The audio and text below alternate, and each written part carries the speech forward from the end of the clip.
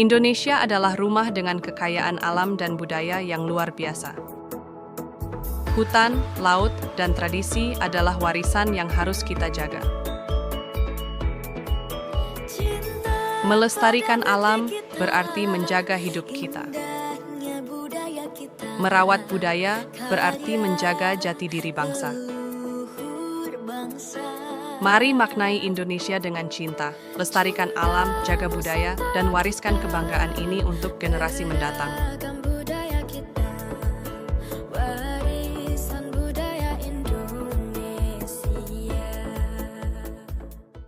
Assalamualaikum warahmatullahi wabarakatuh. Selamat sore Sobat Cerdas, salam jurnalistik. Kalian sedang menyaksikan Talksboy dari Berita Jadi Bicara, ruang diskusi inspiratif yang diinisiasi oleh Tabloid UT untuk membahas isu terkini dari sudut pandang mahasiswa. Pada episode sebelumnya kami sudah membahas mengenai suara mahasiswa. Nah, kali ini kami akan membahas isu yang dekat dengan kita, yaitu memaknai Indonesia, lestarikan alam, dan warisan budaya. Kenapa sih topik ini penting untuk dibahas? Topik ini penting untuk dibahas untuk mengetahui nih ada hubungan atau ikatan yang erat antara alam dan budaya.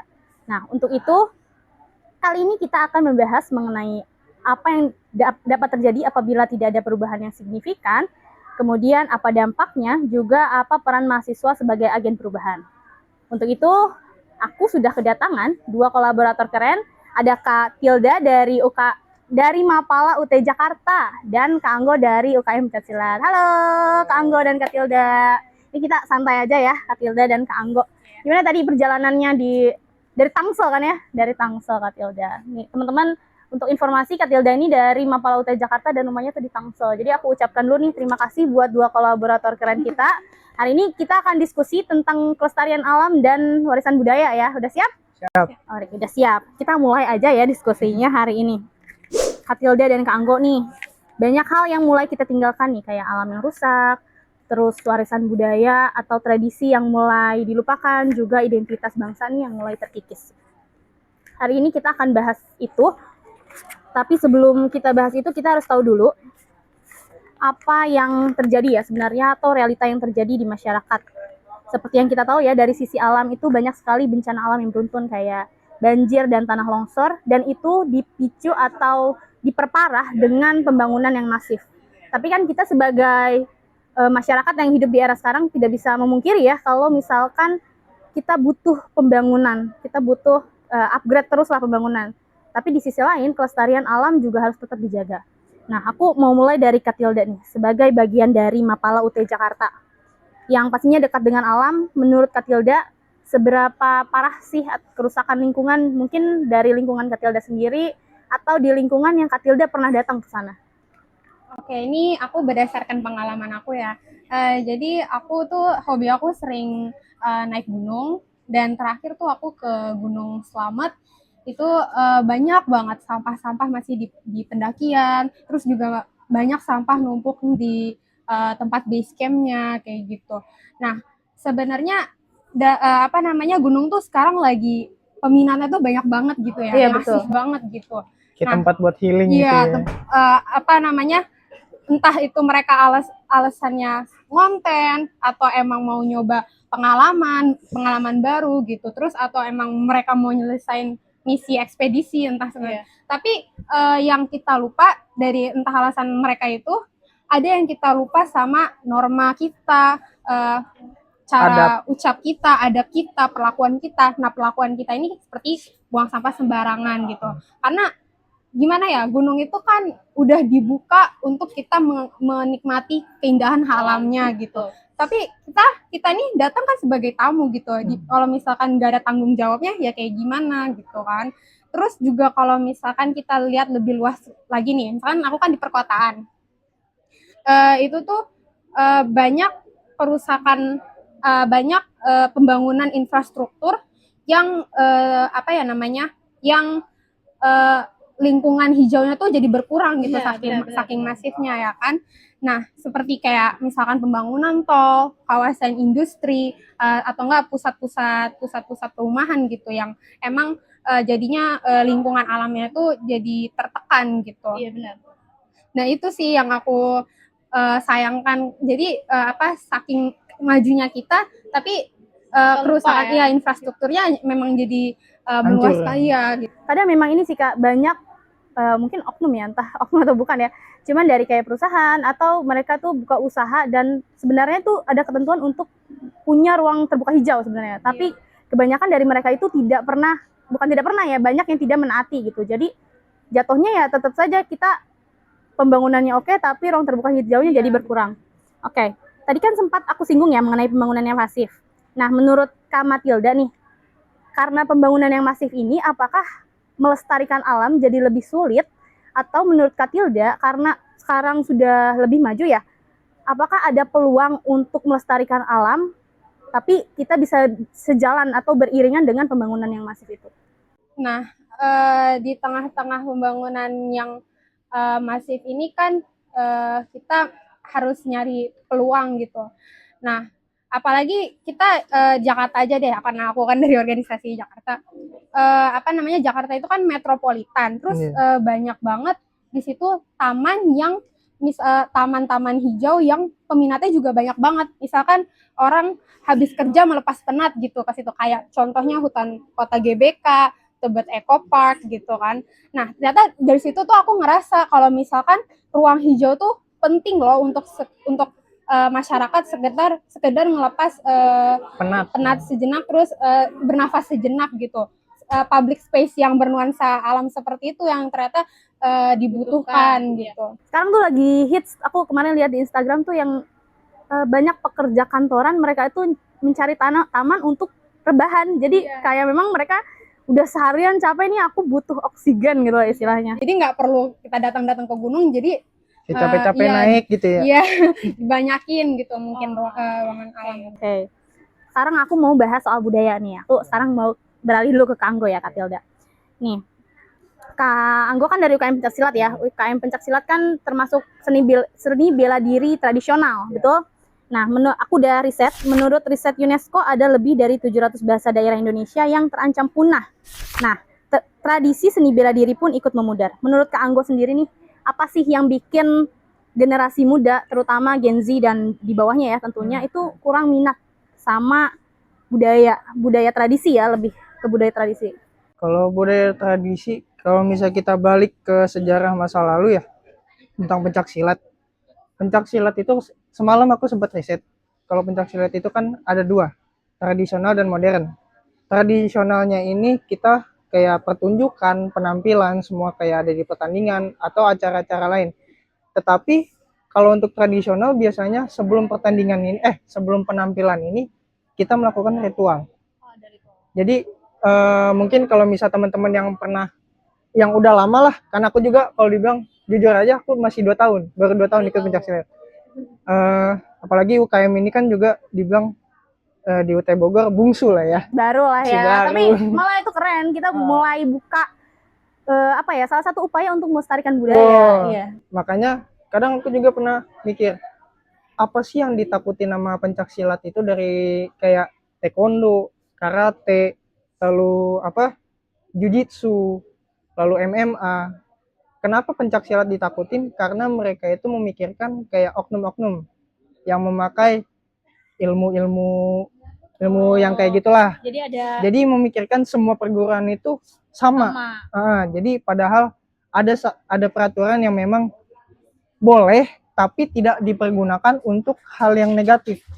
Kayak misalnya kalau untuk hal-hal kayak gaib gitu ya, atau spiritual bisa kita pelajarin, tetapi kayak kalau sekarang kita tawuran, terus kebal-kebalan ya kan. Kebal-kebalan. Oh, itu tuh ada dipelajari di pencaksilat, tapi yang aliran bukan aliran sih, tergantung dari merekanya. Mereka itu belajarnya bagaimana, kayak niatnya.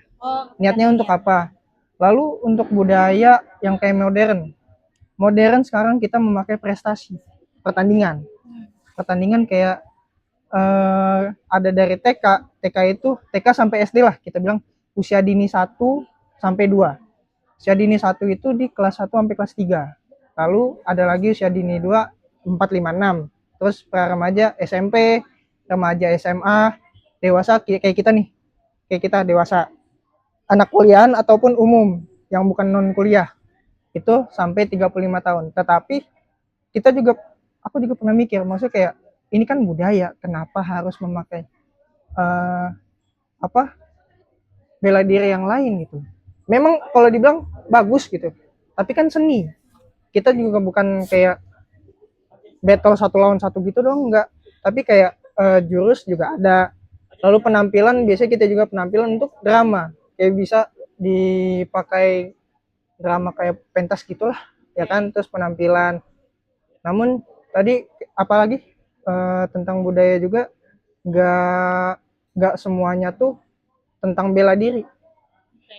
Jadi pencaksilat sendiri itu nggak selalu tentang bela diri. Enggak, tapi seninya juga. Kayak seni kan ada kayak musik, Oh, bisa. tari, ya kan, terus melukis, gambar, sama seni apa sih itu nama, kayak kalau misalnya literasi, bukan literasi, kayak bikin novel gitu termasuk kan ya, termasuk. Tapi kalau misalkan menurut Kak Anggo nih ya, kan Kak Anggo lumayan ya sudah 2 tahun berpengalaman di dunia pencaksilat ya. Nah itu kan dari usia TK, SD ya. Apakah hal ini cukup untuk memupuk mereka untuk mencintai budaya sendiri gitu, tradisi ya, lebih ke tradisi. Dan apa sih menurut Kak Anggo yang membuat orang-orang tuh nggak terlalu tertarik gitu? Apakah karena budaya modern yang masuk, misalkan adanya dance cover ya di TikTok, terus hiburan-hiburan. Pokoknya karena globalisasi yang masuk. Menurut Kak Anggo nih, cukup nggak sih edukasi kita atau sosialisasi kita ke anak-anak yang memang sebenarnya mereka adalah bibit bangsa ya. Jadi kalau memang mau mumpuk harusnya dari kecil kan. Iya betul. Menurut Kak Anggo, upaya-upaya yang dilakukan sekarang cukup nggak sih? Kalau untuk upaya dibilang sebenarnya cukup, tapi balik lagi ke anak-anaknya sendiri. Karena kalau misalnya kayak aku selalu penampilan di setiap sekolah, kayak dipanggil sama perguruan, kayak pelatih aku. Tapi untuk catatan ya, UKM ini tidak memakai perguruan, kita makainya Indo. Nah, kenapa aku bilang pertunjukan ini cukup buat anak-anak itu? Karena kayak misal ada penampilan jurus, lalu seni-seni yang kayak bisa dipakai untuk ganda. Ganda itu ada koreografinya, meskipun nggak lama. Lalu juga ada pecahan hebel. Nanti aku kasih lihat videonya, ya punya aku. Lalu ada juga biasanya untuk pertunjukan kayak gini sering dipakai untuk pembukaan pertandingan. Ya pertandingan, dan udah ada berapa ya? Kalau ada yang lihat di 17 Agustusan kemarin di istana, itu dari seni rempak bukan perguruan sih, aku juga nggak tahu, cuman aku taunya namanya seni rempak pencaksilat.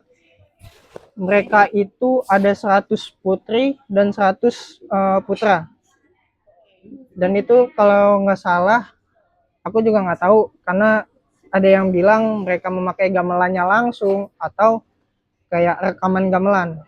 Oke, jadi tetap ada nilai-nilai Tradisional dan modernnya juga termasuk. Tapi ya gitu, balik ke masing-masing. Iya benar. Cara menyikapinya gimana gitu. Tapi aku mau nanya nih, sebenarnya kan pencaksilat sudah ada yang modern ya, modern dan tradisi.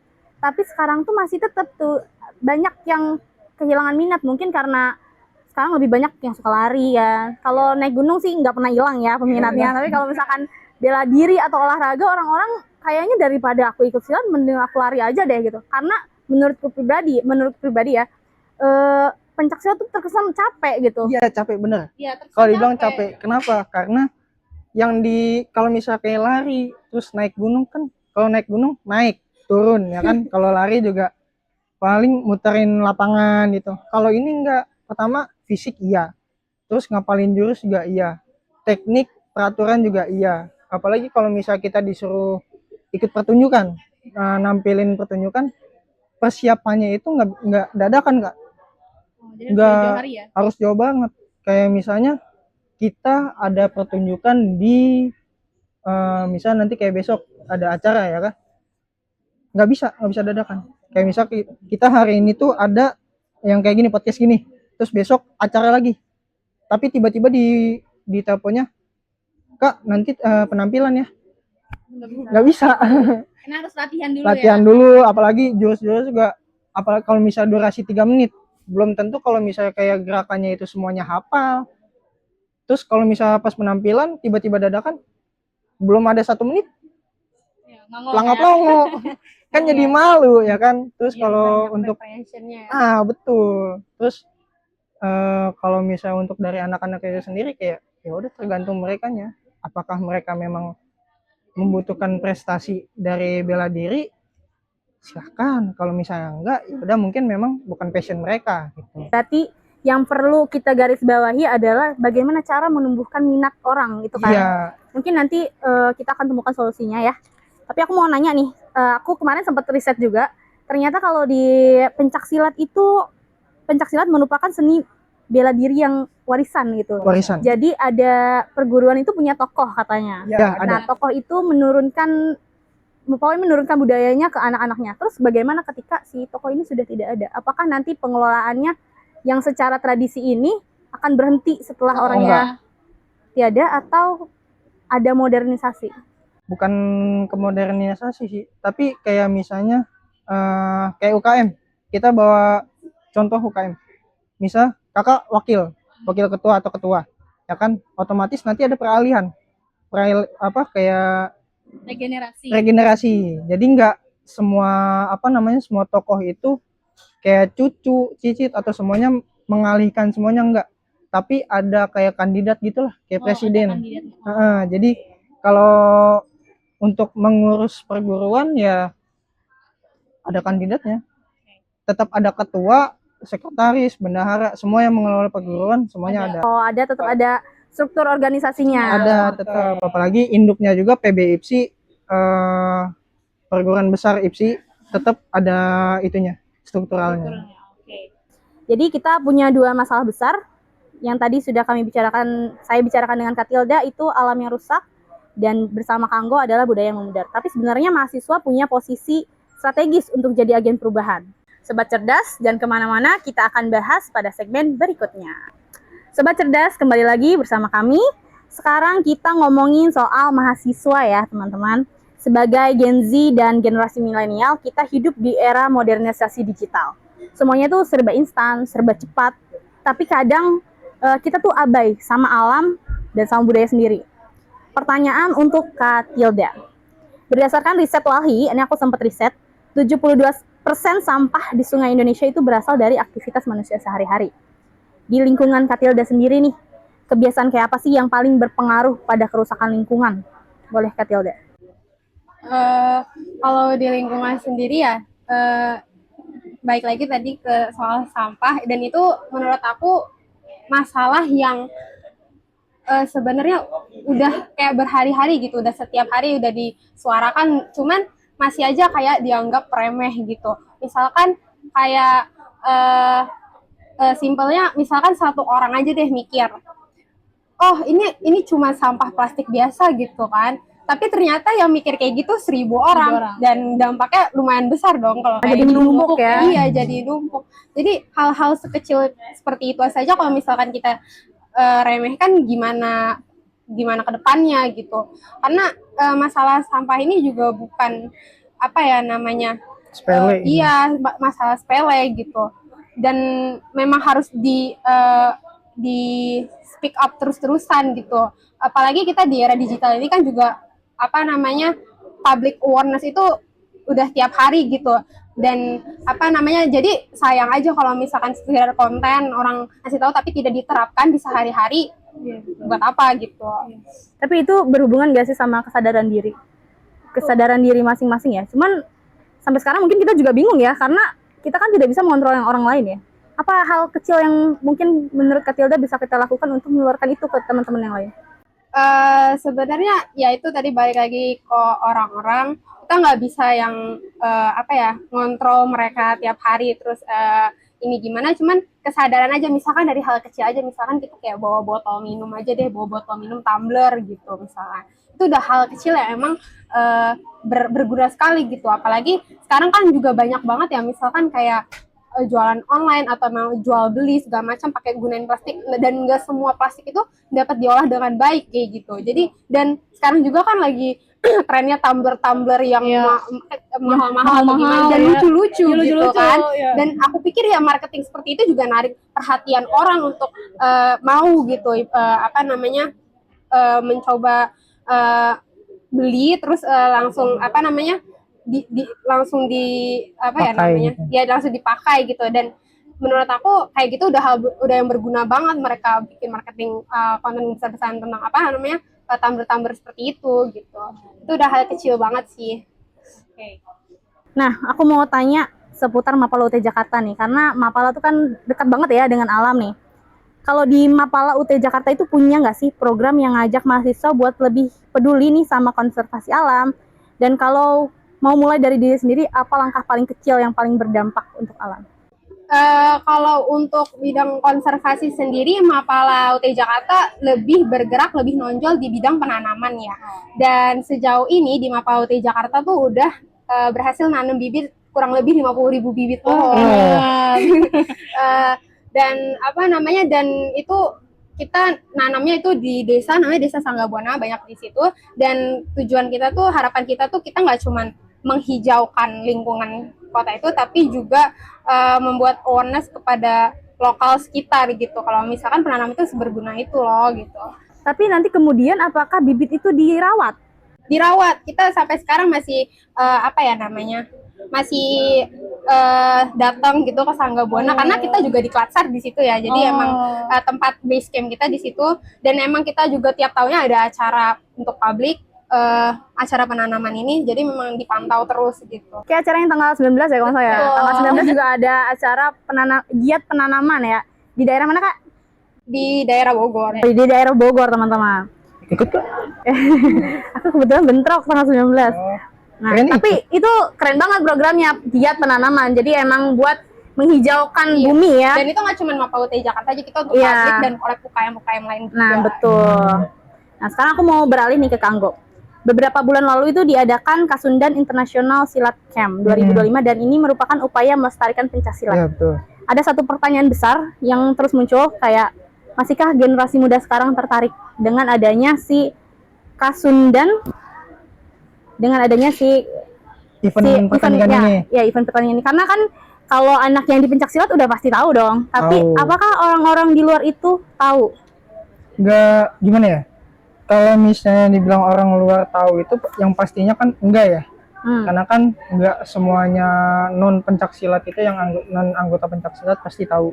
Tapi mereka tuh pasti beberapa yang tahu itu karena dari kayak misalnya dari pemerintah atau enggak dari pemerintah apa ya, kayak yang buat prestasi itu apa sih namanya? Kementerian apa? Pendidikan dah. Ya, pendidikan yang megang. Iya, kalau misalkan ini bukannya prestasi nasional. Iya, pusat prestasi nasional. Iya. Biasanya kalau misalnya nggak dari mereka atau dari panitia yang memiliki temen, terus temennya tuh share semuanya langsung. Jadi kalau untuk masalah pertandingan yang pastinya untuk anak-anak pencaksilat. Tapi kalau misalnya kayak budaya, kalau misalnya memang untuk menarik anak-anak itu buat ikut pencaksilat, kemungkinan bisa dari kayak teman-teman anak silat ini kayak nonton, kayak wah kayaknya seru nih, bisa battle, apalagi buat prestasi ya kan.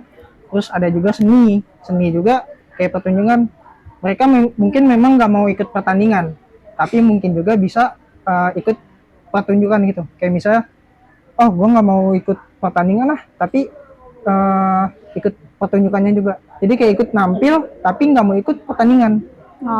Gitu. Apalagi kalau misalnya untuk pertandingan juga, kan kayak capek ya. Terus fisiknya juga harus kayak kuat. Kayak misalnya untuk pertandingan one on one battle, tanding kayak kategori aku fighter, satu babak itu bisa mencapai 1,5 menit atau enggak 2 menit. Itu capek banget kayaknya. Capek banget. Tanda-tandangan gebuk-gebukan kan? Itu pun kalau misalnya nggak, waktunya tuh bukan waktu bersih. Waktu bersih itu maksudnya 1 menit, ataupun kalau misalnya kayak ada poin yang sah diberhentiin sama wasit, waktunya tuh berhenti. Kalau misalnya yang kotor mau keluar garis atau melanggar peraturan, mau dapat poin sah diberhenti nama wasit, waktu itu tetap jalan. Oh. Jadi lebih capek tuh yang di waktu bersih, timer bersih daripada kotor. Lalu kalau misalnya untuk seni juga kalau dibilang lebih capek. Ini main, fisik juga main. Ya karena harus menghafal itu ya. Betul. Menghafal. Nggak mati kan? Takutnya kepencet. Nah, Terus budaya juga kalau misalnya dibilang kayak orang luar ya, orang luar, keluarga kayak misalnya saudara lah, saudara yang dibilang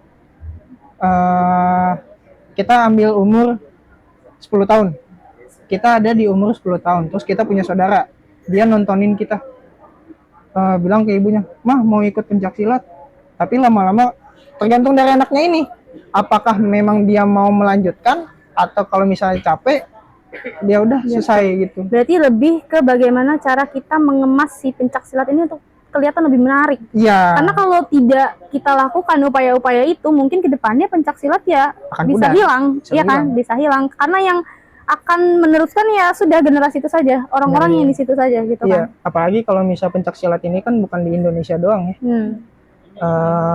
Amerika juga ada. Amerika kalau dibilang boxing, kickboxing, muay thai, ya kan? Iya. Apalagi MMA. Bisa kalau ada silat, kenapa anak-anak ini enggak? Nah, berarti Jadi, pertanyaannya adalah bagaimana apa ya? menariknya? Nah, bagaimana Betul. cara kita mengemas itu untuk terlihat lebih Itu menarik? dia Nah, dengan itu kan. pertunjukannya ini. Nah, Yang pertunjukannya apa sih yang bisa menarik, kayak pecahan hebel atau senjata ini kita mainkan dengan jurus lalu kita kasih apa, api ataupun apa kayak misal karambit atau celurit atau pedang samurai, kita kasih apa dengan jurus yang bisa mikir, wah keren nih, bisa nggak ya kayak gitu, aku harus belajar kayaknya kayak gitu. Oh, jadi silat tuh bukan kayak pertandingan semata gitu. Enggak pertandingan doang. Jadi kayak misalnya gimana ya? Kalau misalnya ada pernikahan, anak-anaknya ini anak pencak silat. Nah, otomatis kan ada beberapa yang mereka panggil untuk anak-anaknya ini, anggotanya ini. Apalagi kulturnya mungkin ya, kalau Itu dia. kulturnya sesuai. kalau Kak Tilda sendiri nih ngeliat pencak silat nih, Kak Tilda Seru. tarik nggak? Kalau aku sih emang kalau misalkan ada kalau ketunjukan gitu pasti ditonton. Cuman kayaknya kalau tanding nggak ada yang kalau misalkan Karena kan Iya ya. apa kalau misal tanding Harus atlet ya kalau tanding kan? harus atlet. Nah, ya berarti Nah, harus memang melewati fase latihan, ya pas kan? latihan dan Tapi itu kalau untuk menonton sendiri kan Kak Tilda tertarik kan? pasti. pasti Nah, mungkin itu salah satu hal yang bisa jadi solusi untuk bisa, tapi tergantung dari anak-anak ini, Iya. apakah mereka mau ikut, mau belajar atau tidak. kembali lagi apakah kita bisa mengemas itu dengan menarik? Karena kalau kita tidak bisa mengemas itu dengan menarik, mungkin ia akan kehilangan pamor, kayak Betul. kehilangan tidak imbang gitulah dengan seni-seni yang Apalagi harus modern sekarang. Nah, ya itu kan. dia. Kayak tadi mungkin saingannya banyak banget. iya, sayangnya banyak banget soalnya, ya. Nah, aku mau nanya lagi nih.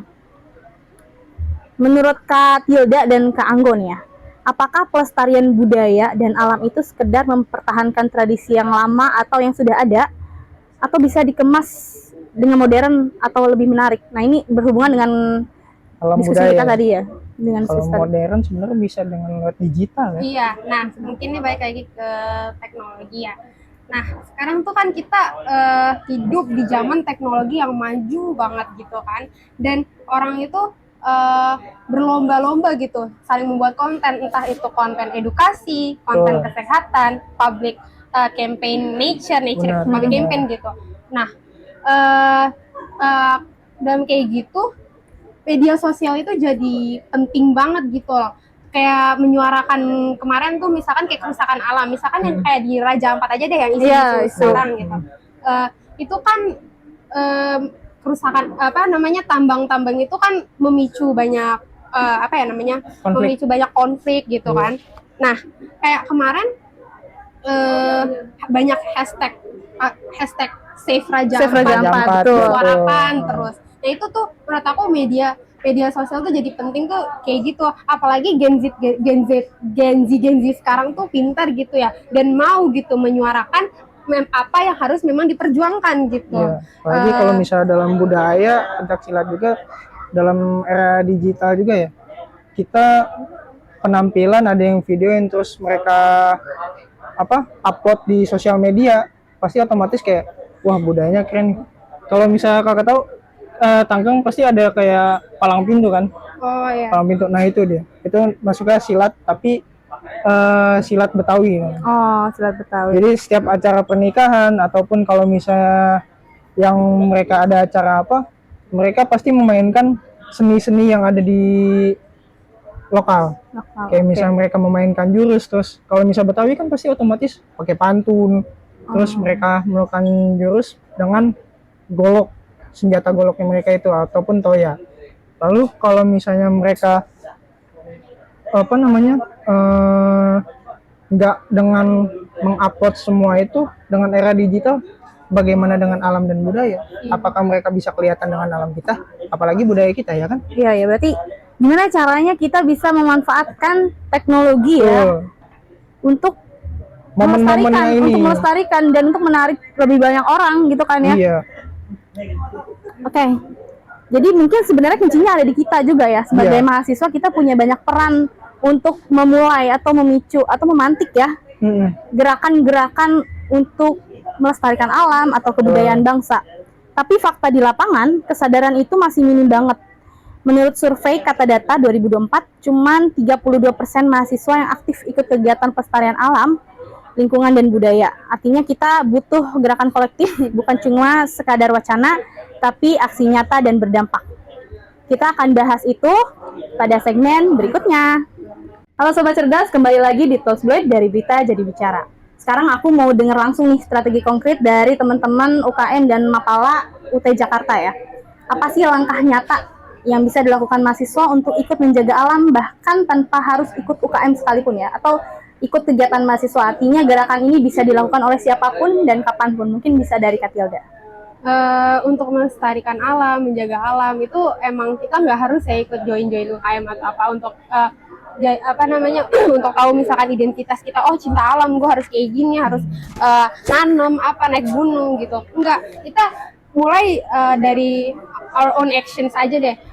Yaitu kayak tadi buang sampah pada tempatnya, atau emang kalau emang kita mau lebih peduli atau apa ya join aja event-event misalkan penanaman mangrove gitu. Kemarin Mapala UT Jakarta sempat ada penanaman mangrove di Pantai Indah Kapuk. Nah itu aja yang seru-seru gitu, yang seru-seru tapi memang sangat berdampak gitu pada alam itu sendiri. Iya. Terus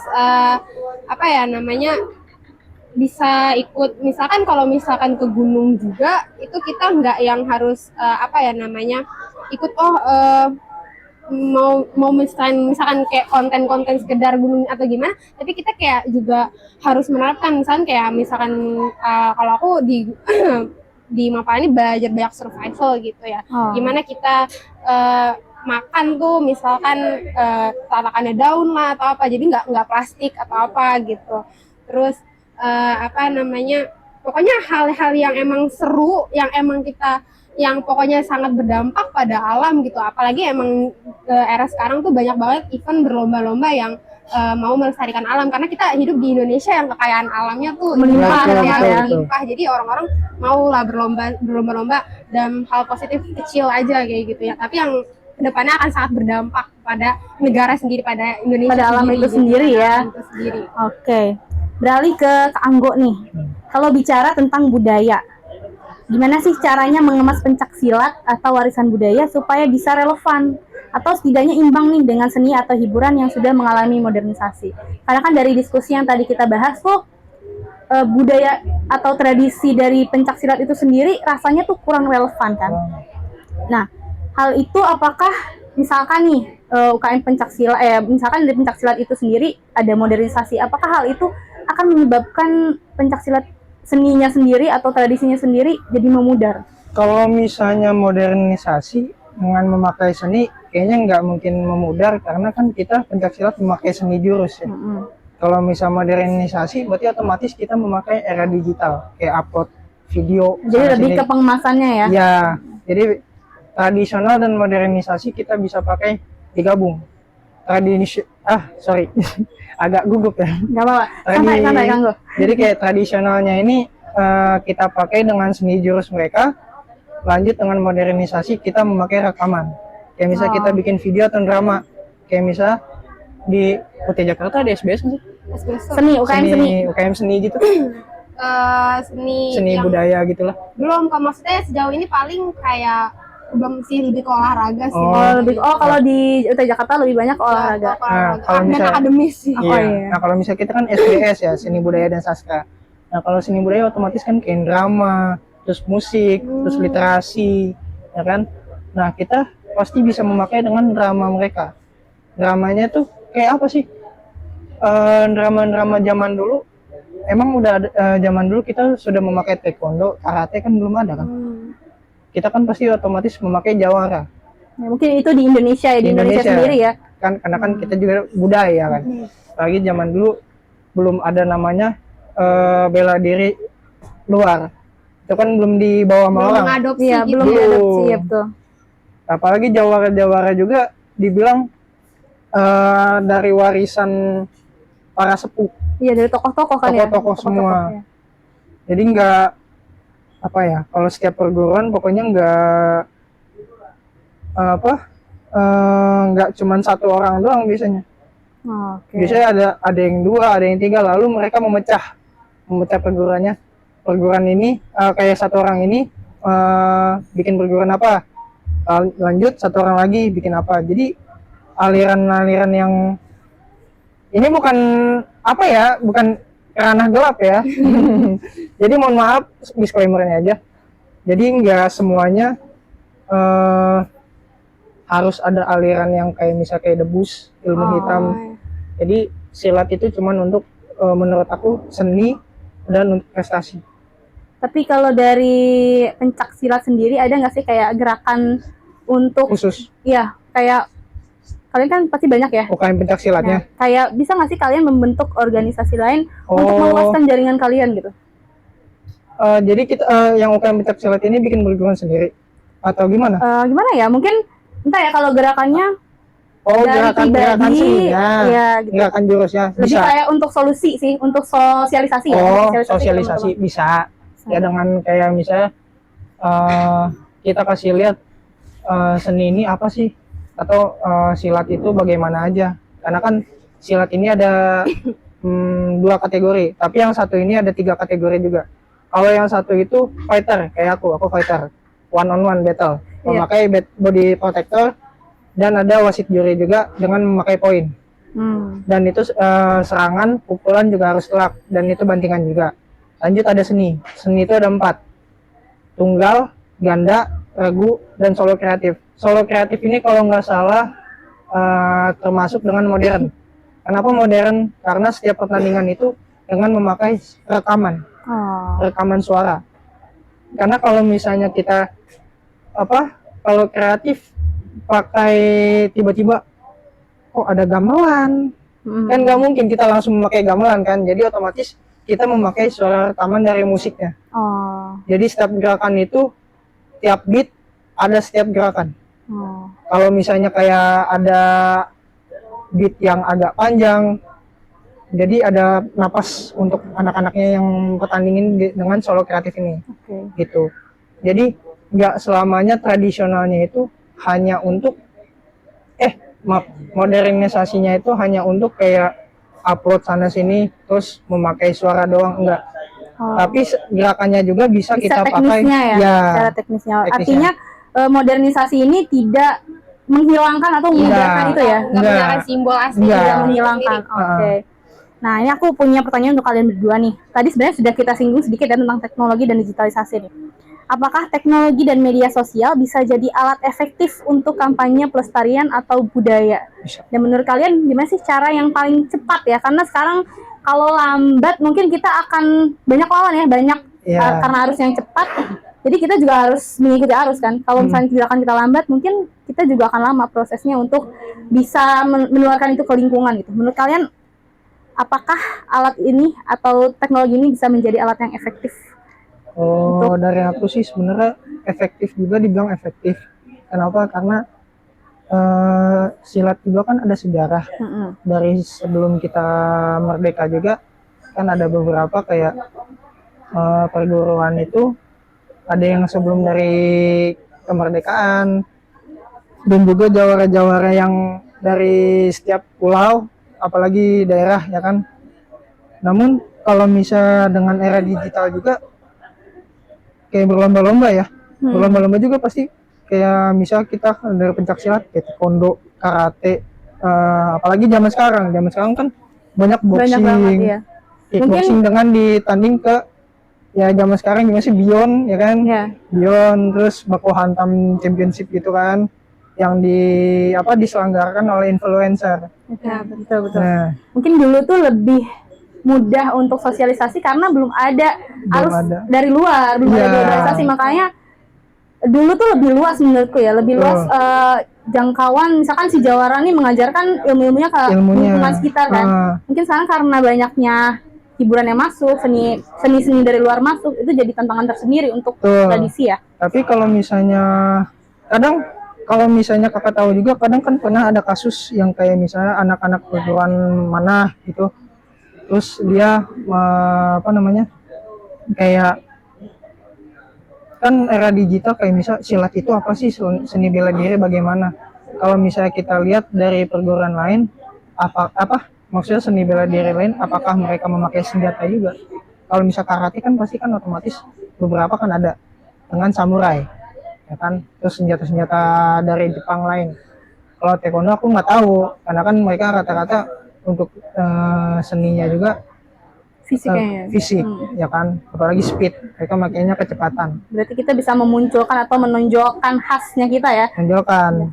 Nah, tergantung dari anak-anak ini, mereka ini melihat senjatanya buat apa. Berarti kita yang harus lebih mengedukasi lagi. Iya betul, edukasi bagaimana senjata ini buat apa. Tapi kadang kalau misalnya anak-anaknya ini agak badung ya, jadi mereka memakai untuk kayak misalnya tawuran.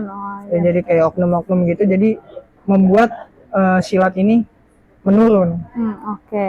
Makanya kita adakan pertunjukan untuk apa? Oh, seni pencak silat ini seninya bagus nih, jadi kita harus lestariin gitu. Jadi bukan buat kayak menyakiti. Kalau misalnya untuk, kan namanya juga bela diri ya. Iya. Bela diri. Kalau misalnya digangguin, apa kita harus diam dibonyokin begitu? Kan nggak mungkin kan. Apalagi kalau cewek. Ya kan? Betul. Cewek dua-duanya nih, belum tentu mereka bisa bela diri. Kalau bisa bela diri kan lumayan. Iya sih, benar-benar. Berarti ada nilai positifnya ya, nilai positif dari bela dirinya itu sendiri. Kalau misalkan dalam lingkup alam sendiri, kalau tentang era digital justru sangat ini banget ya, karena di era digital sekarang emang orang tuh berlomba-lomba buat eksis, apalagi di alam gitu kan. Orang ya tadi aku bilang kayak gunung aja sekarang banyak banget gitu. Iya, banyak banget.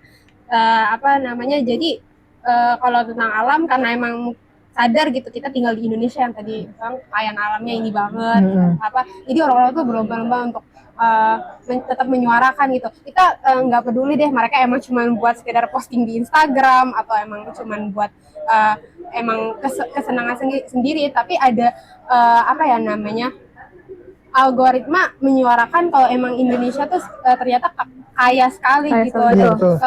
Dan dari situ juga kita saking Indonesia kaya dengan alam ini, kita juga harus tahu tadi sikap kita terhadap alam tersebut gitu, mulai dari buang sampah pada tempatnya aja gitu, terus nggak usah mengurangi plastik ya, nebang pohon yang nggak berguna. Kita nggak usah jauh-jauh ke deforestasi aja deh, dari hal yang terkecil aja gitu, sampah aja gitu.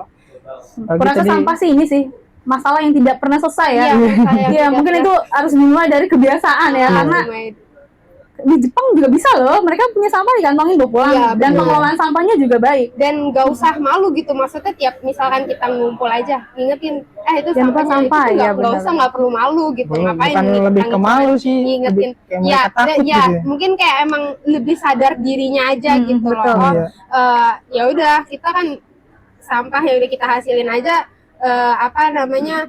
kalau misalkan sampai kita udah hasilnya banyak ya, maksudnya kalau misalkan masih berserakan di tempat yang nggak perlu gitu kan, jadinya bahaya gitu. Iya, Indonesia mau gimana kalau misalkan hal tanggung jawab seperti itu aja masih tertutup gitu. Nah, ini ngomongin sampah nih, menurut Kak Tilda nih, apakah fasilitasnya sudah memadai di Indonesia atau perlu ditambah? Sebenarnya kalau soal fasilitas sendiri udah banyak ya Kak, tapi mungkin kayak di kota-kota kayak masukin botol plastik dalam- nanti kita dapat penghasilan. Iya, Oh, ada mesin yang itu Iya, ya? ada iya, mesin. iya, iya. Kalau di lingkunganku sendiri, ibu aku tuh suka kayak ngumpulin sampah yang emang botol-botol, dan nanti dikumpulkan di bank sampah, jadi deh income sendiri gitu. Oh, ada Kalau income zaman dulu kan sendiri. biasanya diloak. Iya, benar. Iya, iya. Nanti ya hasil sampah-sampah tersebut dibuat jadi tas, Didaur ulang Iya, ya. didaur ulang. Oh. Nah, ada namanya reuse, reduce, recycle. Recycle, betul. 3R ya. Iya. Oke. Jadi sebenarnya melestarikan alam dan budaya itu bukan cuma tugas pemerintah ya dengan menegakkan kebijakan-kebijakan tentunya. Tapi juga ada tugas kita semua ya. Dari mulai hal kecil tadi buang sampah pada tempatnya, terus dari mulai melestarikan budaya, kita mulailah untuk melihat pertunjukan-pertunjukan tradisi. Dan era digital harusnya jadi peluang, bukan ancaman. Meskipun dari luar banyak sekali hiburan atau banyak sekali seni yang masuk ke Indonesia, tapi itu tidak perlu dijadikan sebuah ancaman. Dan dari obrolan barusan, kita belajar satu hal penting, memaknai Indonesia berarti menjaga yang sudah ada, merawat yang hampir hilang, dan menciptakan yang baru tanpa melupakan di mana akar kita. Pertanyaan terakhir sebelum menutup episode hari ini, apa sih makna Indonesia untuk Kak Tilda dan Kak Anggo, juga harapan kalian untuk teman-teman di sekitar kalian terhadap kelestarian budaya dan alam di Indonesia? Kalau buat aku ya, kita ngelihatnya maksudnya dari keadaan sekarang atau misalnya untuk semuanya gitu. Boleh bebas aja Kak. Menurut Kakak tuh Indonesia itu apa sih gitu? Bagaimana cara Kakak memaknai Indonesia dan apa sih harapan Kakak tuh untuk teman-teman di sekitar? Mungkin ini berkaitan juga dengan pelestarian budaya. Kalau tentang aku, kalau misalnya Indonesia itu berarti otomatis kaya akan seni. Indonesia kaya akan seni. Kayak misalnya kita ambil dari tradisi, lalu makanan kan otomatis paling banyak kan kayak Makanan tuh sulit untuk punah ya karena Iya. banyak sekali rempah-rempahnya Terus, juga ya, banyak kan. Walaupun diklaim sama negara negara lain tapi tetap aja ya. kita tetap stand gitu. Nah, itu kan. Nah, di situ juga aku mikir kayak sebenarnya untuk seni juga lebih bagus, tapi kadang ya ada oknum yang kadang mematahkan. Jadi aku berharapnya nggak ada oknum lagi lah. Seni itu tetap dilestarikan semuanya, nggak cuman kayak K-pop, terus dance, terus cuman kayak cuman kayak lari konten-konten doang. Setidaknya ada salah satu seni lah yang bisa kita dapat, yang bisa kita mahiri gitu. Oke, kalau buat Kak Tilda sendiri? Kalau aku sih ngerasanya Indonesia itu kayak rumah kita yang punya halaman luas. Halaman luasnya tuh kayak kita punya taman hutan, akuarium laut yang besar, terus panggung budaya gitu. Betul. Nah, kayak gitu tuh Indonesia tuh bukan sekedar tempat atau tanah yang kita tinggali gitu, tapi merupakan identitas yang harus kita jaga utuh. Betul. Nah, aku melihat juga aku mau remind juga gitu ke teman-teman sekalian kalau kita jangan jadi hanya penonton di rumah kita nih gitu. Terus suarakan gitu budaya kita, alam kita gitu. Karena kalau misalkan alam itu rusak atau budaya kita sendiri gitu hilang gitu, kita akan jadi tamu di rumah kita sendiri. Betul. Gitu sih. Oke. Jadi bukan kayak tuan rumah ya. Jadi kayak tamu. Jadi kayak tamu. Dari diskusi barusan kita sudah bicara banyak hal, mulai dari pelestarian alam, kebiasaan-kebiasaan kecil yang bisa mengubah lingkungan kita, kemudian bagaimana kita harus mengemas budaya dan mengkampanyekan upaya-upaya kita untuk melestarikan alam dan budaya. Mungkin hal kecil yang paling bisa diingat untuk sekarang adalah tadi kata Kak Tilda, jangan menjadi tamu di rumah sendiri ya, tapi kita rawat, kita jaga, kita rayakan. Nah, betul, kita rayakan juga alam dan budaya di Indonesia. Terima kasih buat Kak Tilda dan Kak Anggo. untuk diskusi hari ini, juga untuk Yuk Kita Edu Cafe. Semoga obrolan kita bisa jadi pemantik semangat untuk Sobat Cerdas yang menyaksikan. Jangan lupa like, komen, dan share tayangan ini, dan ajak teman-temanmu untuk ikut menjaga alam dan budaya Indonesia. Saya Fatwa, pamit undur diri. Sampai jumpa di Talksblade episode selanjutnya. Bye-bye.